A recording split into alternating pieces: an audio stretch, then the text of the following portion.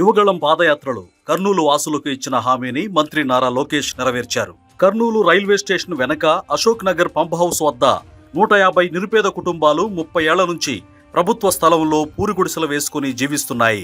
ప్రభుత్వాలు మారిన ప్రతిసారి ప్రజాప్రతినిధులు, జిల్లా యంత్రాంగం వారిని ఖాళీ చేయించడానికి ప్రయత్నాలు చేశాయి. కానీ వారి గోడును మాత్రం పట్టించుకోలేదు. ఎన్నికల ముందు యువగళం పాదయాత్రలో భాగంగా నారా లోకేష్ కర్నూలుకు వచ్చినప్పుడు వారంతా టీజీ భరత్ తో కలిసి లోకేష్ వద్ద తమ ఆవేదన వ్యక్తం చేశారు.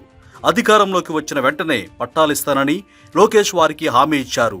అధికారంలోకి వచ్చిన తర్వాత భరత్ ఈ విషయాన్ని చంద్రబాబు, లోకేష్ దృష్టికి తీసుకెళ్లారు. 2025 జనవరిలో ప్రభుత్వం జీవో నెంబర్ 30 తీసుకొచ్చి మంగళగిరిలోని పేదలకు ఇళ్ల స్థలాలు ఇచ్చింది. అదే జీవోను ఇప్పుడు కర్నూలులోని పేదలకు కూడా వర్తింపజేయడంతో కోట్ల రూపాయల విలువైన ప్రభుత్వ స్థలం వారి సొంతమైంది.